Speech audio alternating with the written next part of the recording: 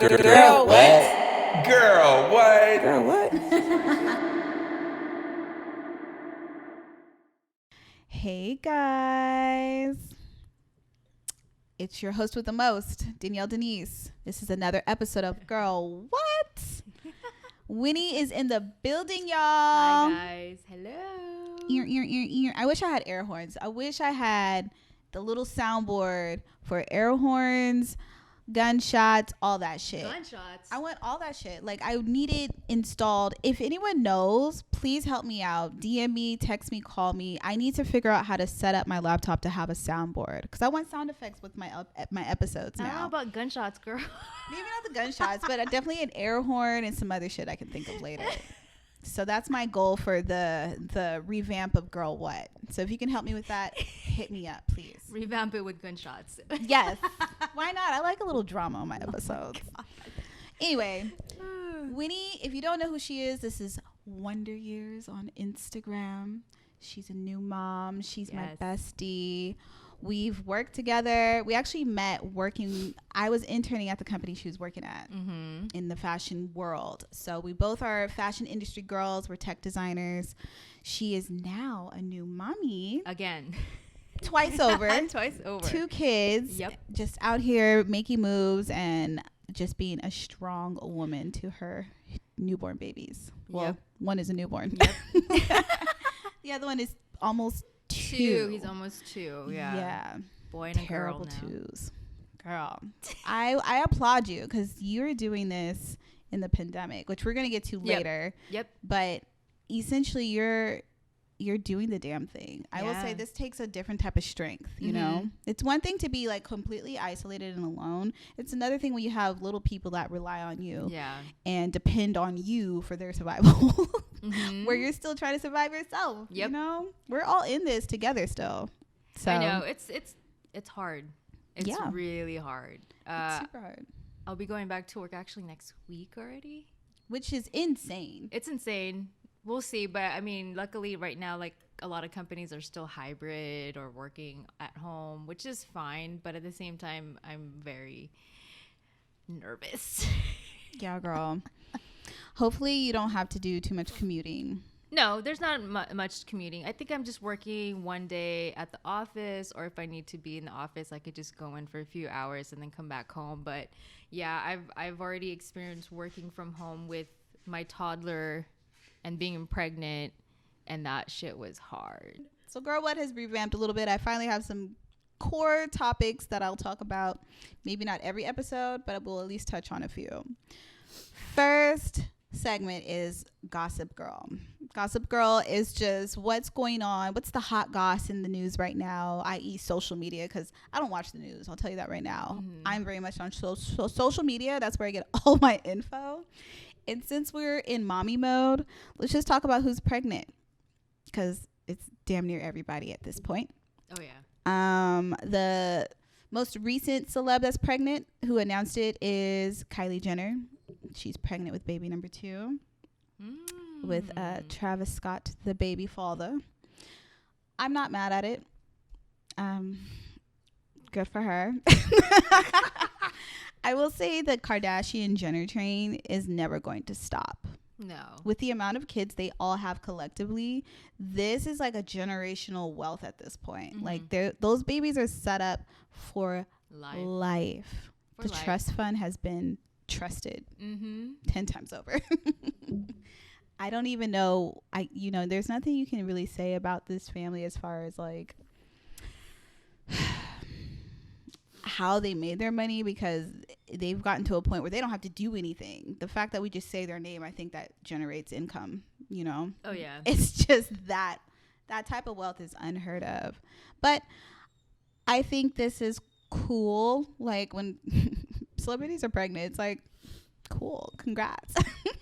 Oh, yeah. It's never a shock like, oh, what are you going to do? Because you have it. Yeah, those kids are definitely set for life. Set for life. Go ahead. But hey, it is what it is. Congratulations to her. I mean, I don't watch the news either. I think right now there's just a lot going on. I basically stopped watching like those shows like Entertainment Tonight or Extra.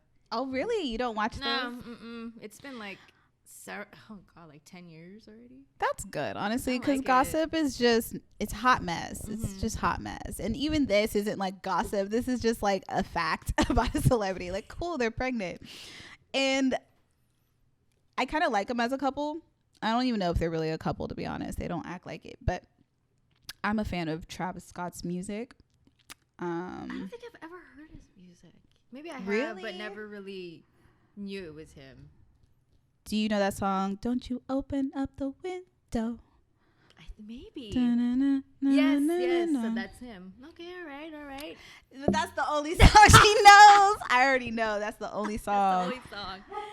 With that said, congrats to the happy couple. Wait, how old is she? She's like 24, right? She's still in her 20s. She's a baby. She's the youngest. She's the youngest Or is one. Kendall the youngest? I think she's the youngest. Yeah. Well, congratulations to you. Yeah, listen, she's got all the support family-wise, and she has her own businesses. She's fine. She makes cute babies. The babies are cute. But Stormy's adorbs. She's a cutie, so you listen. I'm sure they'll do that 10 times over.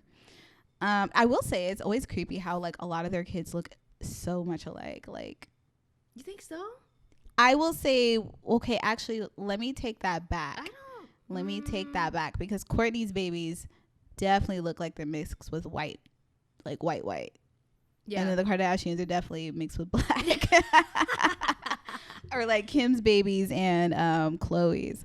I feel like between Khloe's, And Rob. Remember Rob has a son, daughter. Shit, I forgot about that fool. That one with China, with China, With Black China. China. Their daughter with Kardashians babies, they all look They all like look- they're related. It's really hard to tell them apart. But they're still cute babies. They're all cute. They're very cute. Exactly. Who else is pregnant? Ashley Graham. I love her so much. Ashley Graham, the curvy model. I guess she's considered plus size. She's plus size, but she has like top-notch confidence. I love this lady so much. Oh my god, she's amazing. She's a great model. I think she looks good, and she's pregnant with her second.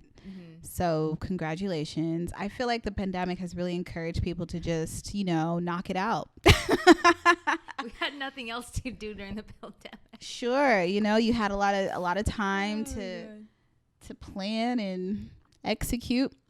I don't even know how it goes down. I have yet to have one of my own, but so I've heard, you had plenty of practice. Plenty of practice. Lots and lots of practice. Oh my lord. So, moving on. New segment called Girl Boss. Girl Boss is just highlighting any figure, male or female. It could be interchangeable. And then just highlighting their whatever they're doing, whether it's a good deed or just an overall awesome person. And being that this episode is for the mommies, we're dedicating the girl bosses as mommies. All the moms in the world who have children, have taken care of anyone, they are highlighted here because I think you guys, especially during the pandemic, have really made some strides against your will with help or no help, depending on your circumstances. And I applaud your efforts of just trying to keep everything going for yourself, for your family, and anyone you're taking care of. So you would be the girl boss, basically, Winnie. Thank you so much for your contributions. And just hanging in there because the pandemic didn't make it easier at all, Yes, things slowed down, but like mentally it was draining. Physically, it's even harder. So you did the damn thing. I did. Yeah. And it was very difficult. I don't think anyone can be prepared for a global pandemic. I don't think you were. I was. It was really insane. I mean, you just gotta do it and then just learn through it. But man, it was very mentally draining. It was the very first time I've ever experienced really understanding how to focus on my mental health. How important that is now. I've never in a million years thought I would have to really dissect it until I had my first child. He was born was it December 2019? He was supposed to be born January 26th of 2020, which was probably one of the saddest dates known to man when we lost Kobe. So Right. Yes. Damn. Oh, that was his due date, girl. I was yeah. I think Max knows something was coming up. That's why he's like, nope, I'm not coming in 2020. I'm staying in 2019. He's like, let me hop out a little earlier. He kicked his way out a month early, and then what was it, like 3 months? Was March was when it happened? March was the turning point. Yeah, the end of March. Yeah, that happened. That was very, I don't know, unorthodox. We just didn't know what the hell was going out there. Yeah. And then that was it. A lot of people suffered, and we were very much challenged. I ended up not working after that. I was supposed to return to work that March, actually. And then that day I was supposed to work was when my company closed down. They were like, nope, we don't have the financial means anymore because of the pandemic. And then that was it. So then I just transitioned into a stay-at-home mom real quick. Like, really, really quick. I didn't even have time to really dissect myself into it. I mean, I had a newborn during a pandemic, and it was just like, how is this gonna happen? But definitely a very challenging time, mentally, physically, but more so mentally. I think a lot of people were affected mentally. Yeah. And so to tie this into the Girl What segment, we're basically talking about being a mom during the pandemic. Pandemic mothering it's a new level. I can only imagine what it is, especially if your kids are in school and how to manage that with them still at home, and and then kids too are in a different space, and when you guys are in each other's space, I'm sure it butts heads a lot, like when you're just seeing each other a little too much, when you're used to them going away for several hours. Now they're just here and you're also working here. There's no separation. So I know we've had our discussions previously or during the pandemic, and when you were going through it, you had a lot of the mental issues of like postpartum happening, right? Yeah. So the postpartum, oh my God, you just don't know. It just hits you. Yeah. It just hits you, and I never really thought of it until I think my son Maximus was 4 months old. Oh man, I just remembered I was washing the dishes, and then Carlos comes over, is like, hey, can I go fishing? And I'm like, what do you mean you're going fishing? I need help here and this and that. And man, I was crying. I was upset. I just felt out of my own skin. Yeah. And then that's when he was like, I think you need to get some help. You need to talk to someone. And I said, all right. And I didn't hesitate. I immediately went to like my physician and then got a therapist. And it was hard because, he was able to go out every weekend, like snowboarding, going on fishing trips, because these were isolated places. They weren't like in stadiums, because everything was closed down. With me, I had to stay behind with the baby, and I didn't want to be an asshole and tell him, no, you can't go. You have to stay here all the time. And I was thinking about it this time too. I was like, man, if I made him stay here with me, just imagine two parents both having, I don't know if males have postpartum depression, because, maybe it's just regular depression. Yeah. Because you have depression. Like rebounding depression. Oh, I was like, bitch, you're driving me crazy. It's like, man, we're both driving each other crazy. I was thinking about that too. It's like, would it be better to have both parents, miserable at home, or just having one parent miserable at home? I was honestly thinking about that. I was like, man, that would be horrible. So I guess in the end, it just kind of was like, all right, well, you really have to sacrifice when you have kids, and I didn't want to be an asshole, so I was like, yeah, go ahead. You've done a lot for our family, so go snowboarding. But then, man, I would be so jealous. I would be like, but I want to go snowboarding too. And then you can't really do that when you have like a 4-month-old baby. That you're like fighting FOMO. There with you see? Caring for children. I don't know what the hell FOMO was. I am fear of missing out. So out of it. I'm old. I know. these things. I'm just now incorporating that into my lingo. FOMO, fear of missing out. What was that? There was another one too. The I love you so much. The ILYSM. I was like, what the fuck is that? I would never type that many letters. It's doing a little too much. I'm just gonna say love you much or love you. Let's keep it cute. Okay? I never do those little small shortcomings. I'm like, what is this? I would just be on Instagram reading other people's comments. I was like, I don't know. I give up. I don't care what that means. But yeah, like they've gone a little too above and beyond for me as well. It's too much. Like what is it? Just saying. What is that? Or IJS is I'm just saying. IJS. Are you guys that lazy? Can you just... It's getting shorter and shorter, right? It's like these words don't even have a lot of letters and we can't say them. What is it, the millenniums? Is that what you call it? I was watching that Joe Coy sitcom on Netflix and it was saying millenniums. Bunch of pussies. It's more like the what's below us, Gen Z. Whoever's below us, those are the pussies. Millennials, right? The ones that are like in their 20s or under 20s. Yeah, basically like my youngest brother's generation. They're different. They are different. So. But your little brother was actually making money at a young age. That was crazy. And kudos to him. Yes. He's really tapped into like the digital market as far as like playing video games and making money off of streaming. However, his social skills, 0. Whoa. Talking to him is like talking to a wall unless you know him and you know he's shy, huh? Oh, what? Like I would say he might have real life social anxiety. He can't be in a public setting too long before he taps out. There you go. He's like, I'm ready to go. And he'll tell you straight up. And even if you're like, okay, just 5 minutes, he's already taken off. He's left. Aww. If he knew how to drive, he would have drove away. He's almost too there. Young. Was he 16? He's 16. He's almost there. He could get his license, but my mom don't have a car for him, so he's not like in a rush. He's like, yeah, I could wait. So he could Uber it. No, he really can. I think he has an account, so he knows how to get around. He rides his bike too, but yeah. Anyways, all this FOMO. Yeah, it was. Yeah, I did. You had FOMO for your man going on trips, and I would too. Honestly, I probably would have been like, "Listen, there's gonna be a time where we're all going, baby in tow. Like, the baby's just gonna have to come.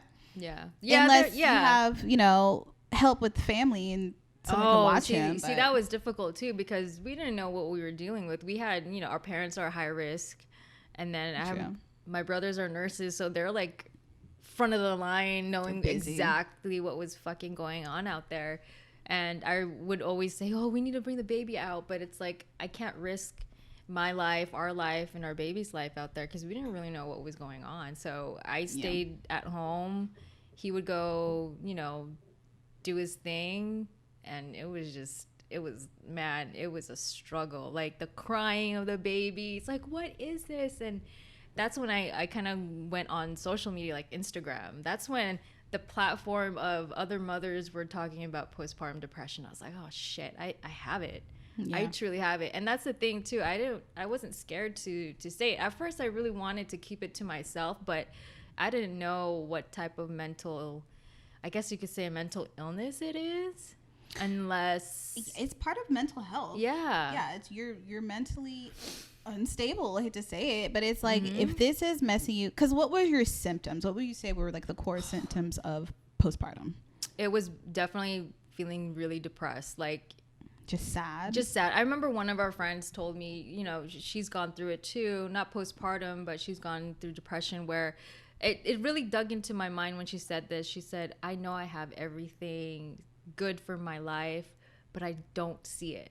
It was exactly like that. Like I had a roof over my head, my child was safe, we were all healthy, we would always have food on our table, we were financially secured, but I didn't see it that way. I just felt so sad, a little bit miserable, just because every day was like Groundhog's Day. We couldn't leave the house. Couldn't leave. Everything was like you take a shower and then you go to the living room. It was like over and over and over again. Like, yeah, it was really hard. And then the baby would start crying and it just just make like money. triggers everything. It triggers everything. It triggers everything, and then you couldn't see anyone. Like my mom flew in from the Philippines to help with the baby, and then all of a sudden got cut off. And then my in-laws too. We didn't have any help for like 6 months.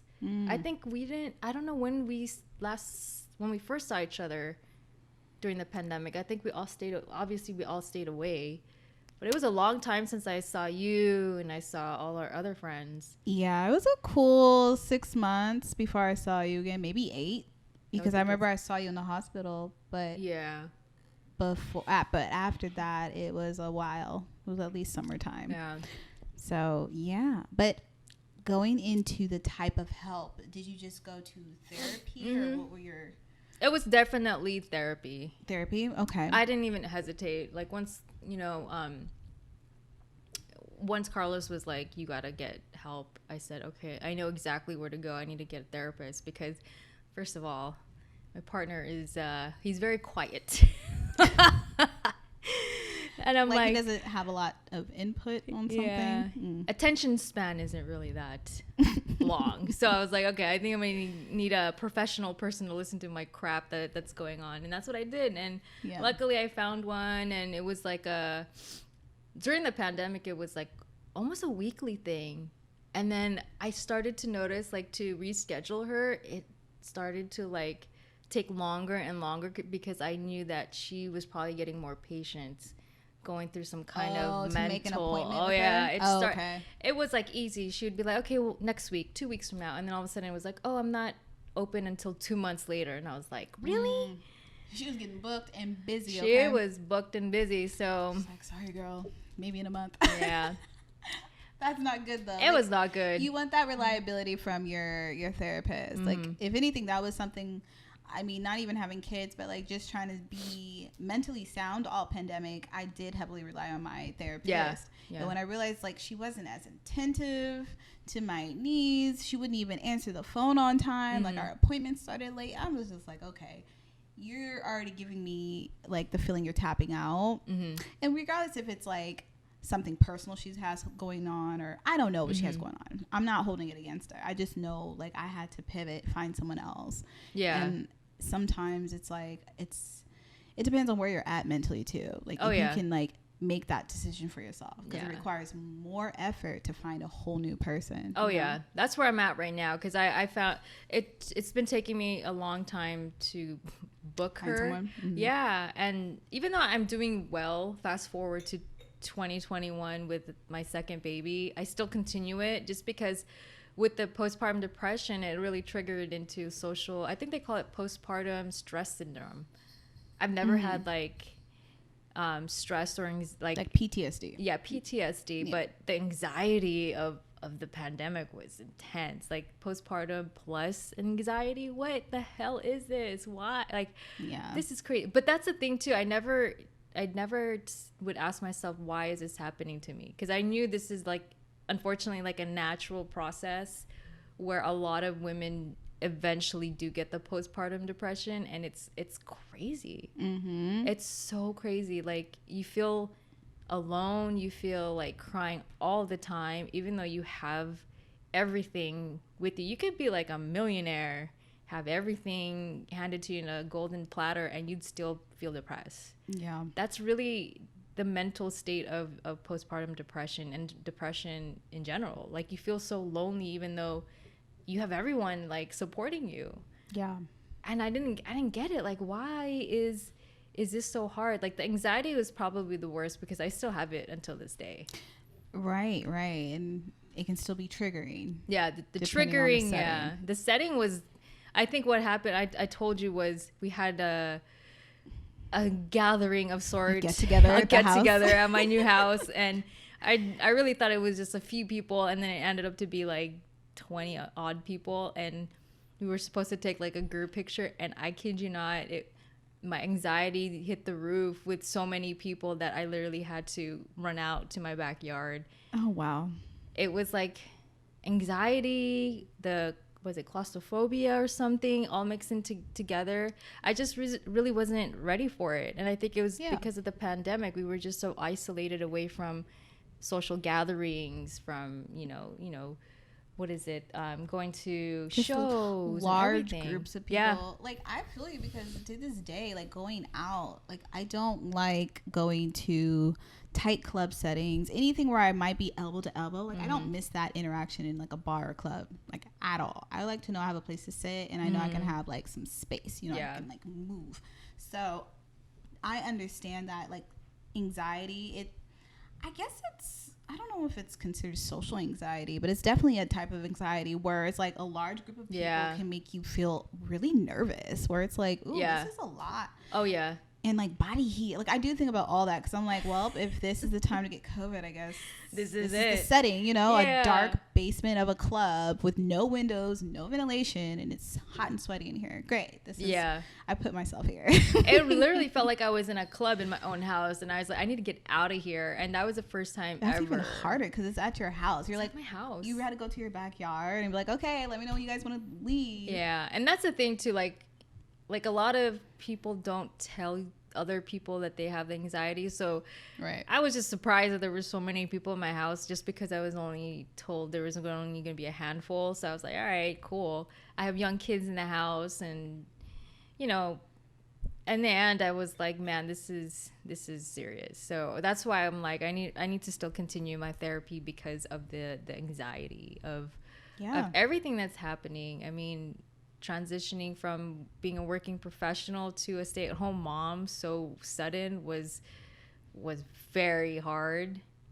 I mean, a lot of women would be like, yeah, I'm not gonna work anymore, I'm just stay here and eat my bonbons and my wine and all this shit. And yeah, it was great, but in the end it's like, oh man, I can't go anywhere. Like, you're trapped. I was trapped a little bit. I mean, if we were able to still go out with no pandemic, I think I would have still been a stay-at-home mom. But I had to go back to work, because mentally I needed that break. Yeah. And then I started working full-time again with a toddler, and then pregnant again. And that was a whole new experience of anxiety. That was doing a lot. That's multitasking at its finest. Holy shit. I don't know how you did that. I don't know either. And that was the first time too. Like, everyone was working hybrid, all the Zoom meetings. And that wasn't the first time. I think it was last December I experienced the Zoom meetings, the going into the office with your mask on. And then that would be it. Like, we would get packages from like China, and I'd be like, oh shit, should I be opening this in front of my child? Oh, I know. At first, in the beginning of the lockdown, we had like stuff straight from China sent to our house, and I remember everyone asking, like, so should we like spray it down with Lysol first? Oh my god. Because it was still hot in China. Like, they were still getting the worst of it, and we just like didn't know how to operate. We're like, so how does it work? Like, should I put my mask on, open it? What's the protocol? There's so many questions. Eventually we just opened it, but it did feel a little scary at first. Yeah, because we the way they made it sound, COVID was so scary in the beginning. We were like, what the fuck do we do? I guess I am staying in the house because I don't know what else. I've never heard of this. You know, they put the lockdown on us. I'm down for another one. I'm not gonna lie, I will take another.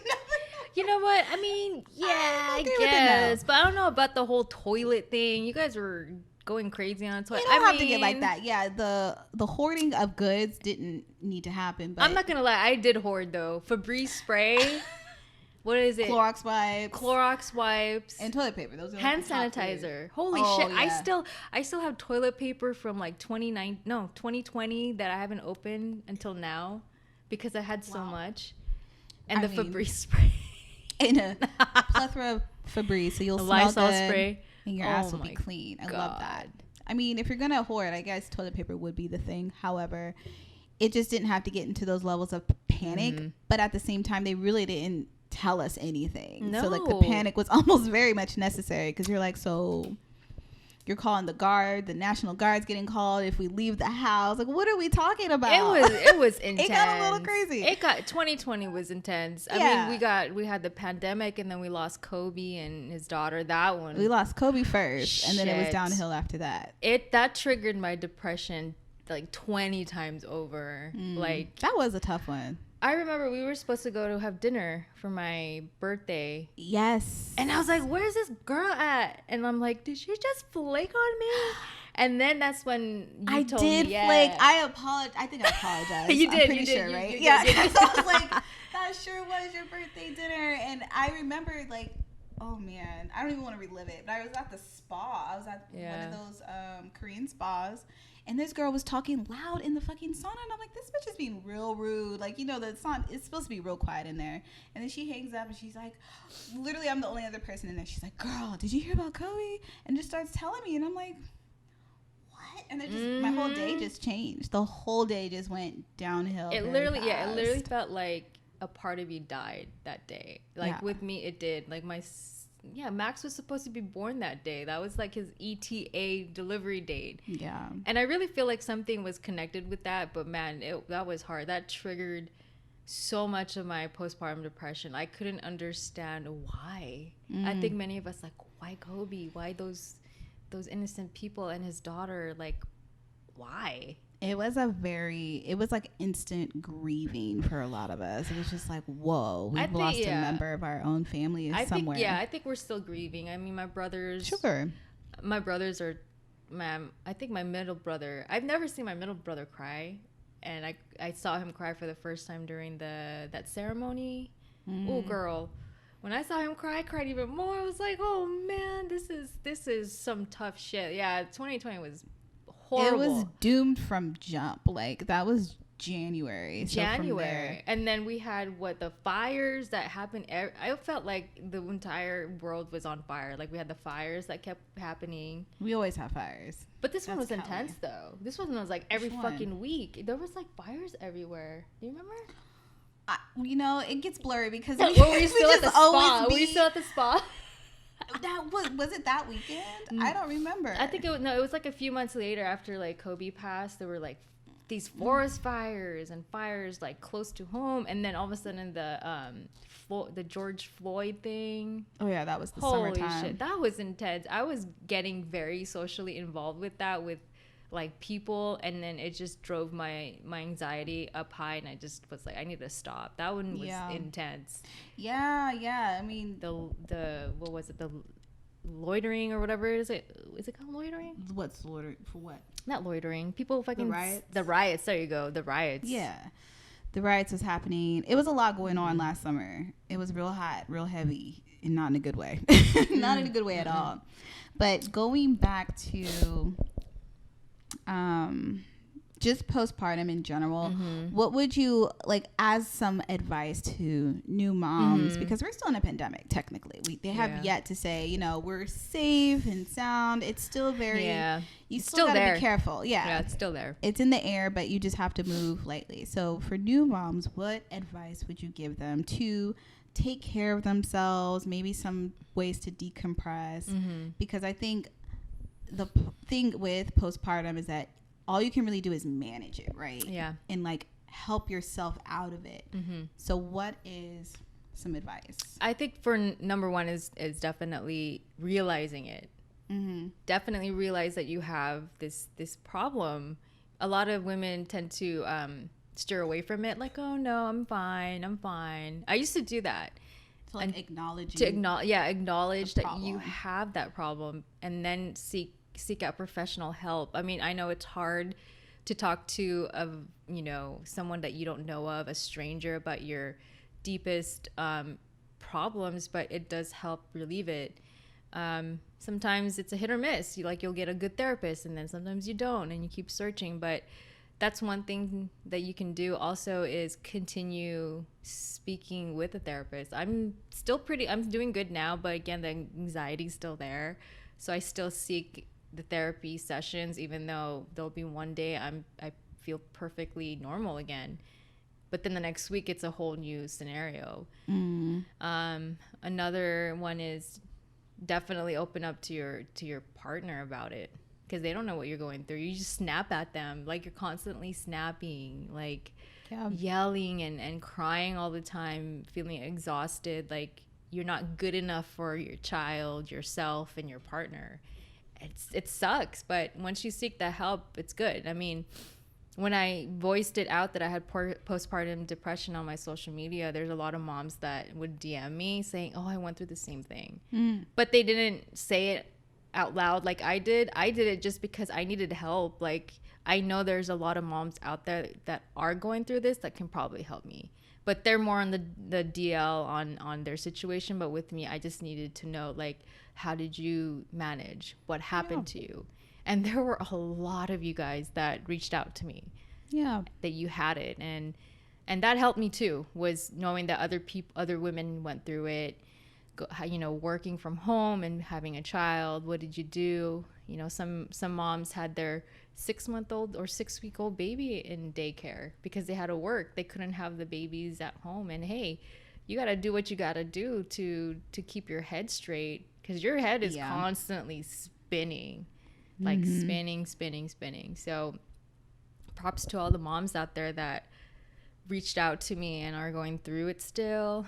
It gets better. You just need to realize that you have this issue, but it does get better. Because if you keep keeping it in, it's not gonna do anything. It's just gonna fester on your spirit, Yeah. And I think that's what sometimes happens to mom who really lose it, kill kids, and that whole lane of issues, mental instability. So you really do need to just check in with yourself. And I'm coming from someone who has never had it, but I do think everything you had said is very valid. And also just knowing your support system is probably your biggest bet. So your partner, the parent, the father, or the parent of the kid. If you're able to co-parent cohesively with someone, still share that information with them and let them know, hey, I might need your help a little bit more. I'm kind of going through it right now. I don't know what's going on. I'm not feeling well. All that communication is very crucial. Very crucial. Communication is key. And I do think we talked about this off air, but how you said, for your next or your future kids, you would look into hiring help. Oh yeah. And I think if you can afford it, I would look into that as soon as possible. Because why not? Make it easier. Work smarter, not harder. And that even goes with kids, because kids are a lifelong commitment. Oh yeah. So if you could afford it, do it. If you have the help, ask for it. You have the resources and you have the help and the support. Yeah, That's the thing with me. I hated to ask for help. Yeah, same. I hated it. I try to be an independent woman, right? Because you like certain things your way, and then. But I'm not gonna lie to you guys. It's very hard to have like for instance, my mom come in and help, because you want certain things done, but you have to let that go so you could seek help, so you could rest or do this. But then it's like you literally just will lay in bed, and then all of a sudden oh, where's this at? Where do you put the baby stuff? Where's the baby's bottle? It's like, oh my God, the anxiety is still lingering. It's this isn't helping me. This is actually killing me, because now I need to help you. Yeah. But that would be letting go of some control, because I feel like that would happen with my mom. God forbid if I have a child. I know my mom's way of doing things is way different than mine. And it would be okay, you do it, or you intervene every second, and then you give yourself a headache. And that's the thing too. I don't really talk about it with my mom, because she's a baby boomer. She doesn't know what anxiety, she doesn't know what postpartum depression is, and she would always say something that would trigger it. So I just don't really say anything. And then I remember she was like, there was a time where I'm always crying, getting mad at your dad, and I'm like, oh mom, you probably had it too, and you just didn't know what it was. And she's like, maybe. But then she would always answer back I don't understand why you have postpartum depression. And I'm like, she's not able to connect that for some reason. That's very interesting. It's the baby boomers. They don't understand it, and it's hard. There is a blockage, because when I think about my grandparents and stuff, and how tough my grandfather is and how closed off he is from his emotions, and it's I'm sure he had to grow up that way. It was part of the lifestyle, especially for a man. It's a lot tougher, but at the end of the day, it hurts him emotionally. He could be a little softer if he tapped into his emotions. Your grandfather, it's too late. He's in his 80s. There's no changing an 80-year-old. No. No. They're gone. They are who they are. The baby boomers are basically they're stabilized to what they are now. So they're tried and true to their roots. So when I had that anxiety over that social gathering at my house, I told my mom, I have anxiety, I can't do this. She looked at me with this ghostly face, and I'm like, she doesn't. And Like she didn't understand. And then She's Carlos like, was like, I don't think your mom knows what anxiety is. And I was like, yes, you are very right. that's tough. Yeah, it's tough. But I mean, always, that's another thing. You always have to seek help. If there's a lot of support system around you, ask. I didn't want to ask just because I thought I could do it. But, you know, now it's different because, you know, we're both going to be, well, he's working now. I'm going back to work. We moved closer to our in-laws, so that's even better. Yeah, that helps. It just took us like 2 hours to get the kids. It did take you a minute, but listen, I had time. It was okay. I understood. Oh my God. The 2-year-old was like, every time he put his shoes on, he'd take them right off. He's like, I'm not doing that. And newborn threw up on her Baby little cute girl dress. threw up, and she's like, hey, I this is what I do. I throw up. I was drink. sweating. I was sweating. I'm constantly sweating with my children. Oh You my did God. good. You did good. I couldn't see the sweat. You were handling them very well. And I stepped in. I was like, listen, I'll help baby boy put his shoes on 10 times. 10 times. And that's the thing with kids. When they're bored, they're bored. And I feel it. Like, they don't care. And they that's don't care. And that's the thing too. Carlos would be like, well, the baby's feeding off your energy. So whenever like I give like when our son was little, like he would be fussy with me because I think my depression was probably like lingering into him. And then when I would pass him to him, he'd stop crying. He'd be so chill. He's like, yeah, he's feeding off of our energy. And that's another thing too. Interesting. Your children do feed off your energy. I believe that. That makes sense because I mean you're their person. Yeah, and they see your aura. Yeah, so yeah, definitely seek out the help. I mean, if you have in-laws that are close by, I'm pretty sure they're not going to say no to wanting to see their grandkids and take advantage. Take advantage. But that's the thing too. It's hard to when the kids are in good hands. It's hard to really rest because you have, let's say you don't have any helpers, sitters, or housekeepers. You have to consider the fact like shit, I have a house to maintain. Like, oh man, that's another thing. I always have to have the house upkept, but then like that was when my therapist said you need to let go of that. The dishes can be done later. Yeah. And I'm like, really? Like, oh, I don't know about that. Or like, it's like a balance. It's definitely a balance. Yeah. That's why we have a really good dishwasher. Just throw everything in there, press a button. Work smarter, not harder, okay? Yeah. Use your appliances if you have them. Use your resources, bottom line. That's all. Resources. That includes your family and whatever support you have around you. So it's all good, valid answers. Yep. Now, let's move on. Let's go to the Girl Bye section. Girl Bye is the segment where we just talk about what's on our mind that is like a pet peeve. Like what's bothering us, what's going on. And Winnie, you had like a really specific one. What was it? Was it the shopping carts? Shopping carts. Oh, hell no. You guys that leave your shopping carts, to hell with you. You lazy asses. She's talking about like when you leave your shopping cart in like the parking spot that could be fully available, but you just decide to leave the cart. It's either that or like you guys are so lazy when the return cart is like right next to your car and you still leave it. Oh, you still don't put it back? That is an asshole move. You could have just, that was like a 2-step maneuver, but yeah, like pre-COVID, man, I was up in Costco returning everyone's cards. I didn't give a shit. I was like, you were working? Yeah, I was working at Costco. You guys should be paying me for returning your damn cards. Where's my paycheck?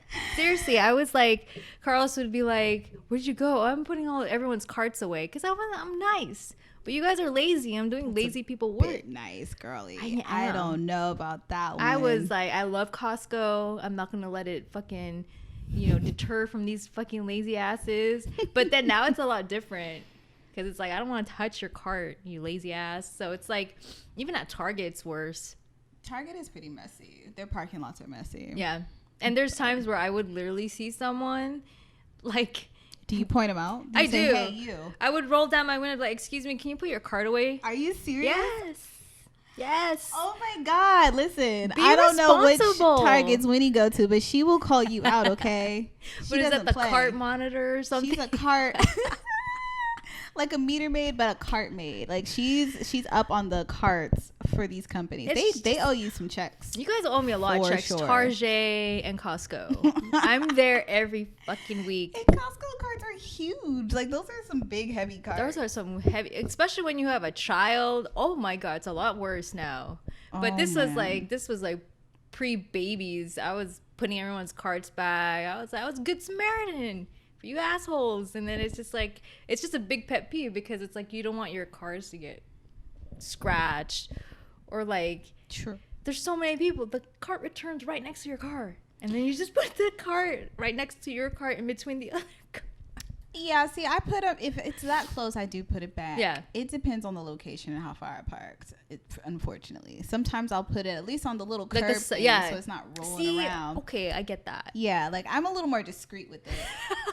But to call someone out to put back their cart is hilarious. Because if that happened to me, I don't know if I would have done it still. I would have been like...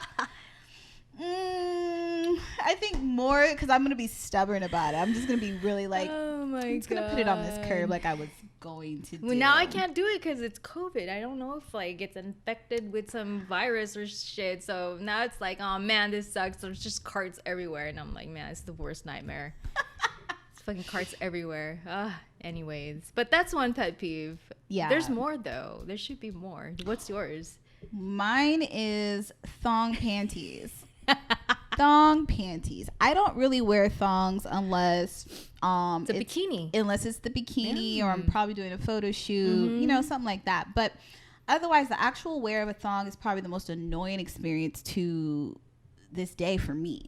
Like, I remember wearing them young because they were in style, you know. Remember when you like wore them high in the hip? And then with your pants would and be your low-rise pants in the early 2000s. That whole was look me. is back now. That was really? It really is back. Ooh. It's really gross because I seen it in public and I'm just like, tuck that down, girl. I used to do that. Me too. Who was it? There was a female wrestler that did that, and I was like, "Oh man, she's China? Cool. No, not China. It was another. I don't know the names. Hardy Boys. What's her It name? was a girl. Yeah, she was really pretty. I was like, "Oh man, I'm gonna wear my thong and pants like that," and that's what I did. That's what I did. But were your pants baggy or were they were like, baggy. They were baggy. They were like those cargo baggy pants. Yeah. Like that was the look, and that's the look that's coming back. I've seen it. Great. I don't know how I feel about it because I'm older and I'm just like, Did not you for see, your girl. There was an Instagram post where it was like that, where the thong's up. Yeah. But then the girl had like a tramp stamp of the devil, and so the and it looked like it was like a mask over the devil. Yeah, see, that's not even cute. That's not even cute. They're not comfortable by any means. You ever had a thong that was too small? You're just in it. Ooh, girl, that was just, me. Everything's just gripped up, and you're like, this doesn't feel good.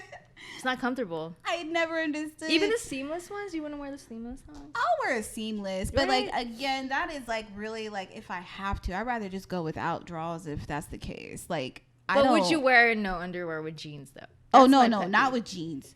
I can't. You don't wear underwears with jeans? I do. Oh I'm yeah, just yeah. asking you. Oh yeah. Like, but I'll wear like a regular like bikini panty. Like, See, I don't that's the have to do thing, the thong. Yeah, the thong. It's just the string. It's literally the whole string situation. The G-string. You're talking about a G-string. G-strings too. Like sometimes thongs is just too thick. It's like too much fabric. Oh, in yeah, your crack. yeah. And then G-strings, it's just annoying because it shifts and it's like I don't like this. Like I'm feeling it too much, and when I feel it too much, I just It's uncomfortable. just take it off. It's Yeah. uncomfortable. Yeah, it's uncomfortable. I will say I really enjoy Target panties. They have some nice seamless numbers that are actually really comfortable. So, ladies, check that place out. Otherwise, death to thongs. Like, they're just not for your girl, period. I know some girls that wear them with their, like, working out, like with leggings. Oh, that's okay. That's a good point. I need some recommendations. What do you guys Panties wear with leggings? with the workout leggings? Some girls tell me they don't wear anything, and I'm like, girl, you're working out. You got sweat dripping. Like, do be what? dripping. What's holding the drip? Like, I don't Nothing. know.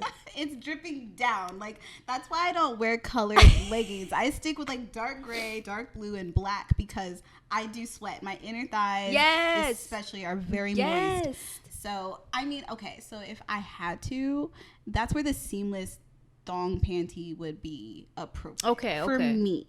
But then again, I haven't seen like the seamless thong ones outside of like because Victoria's like Secret. when I used to work out, when the gym was actually, you know, open and popping, Yeah. like I would stare at other girls because I'm thinking, why don't you have any panty lines and I'm over here fucking Like, I see everything. I see all the lines. everything. I see the lines, I see the fucking price tag that I accidentally didn't take off.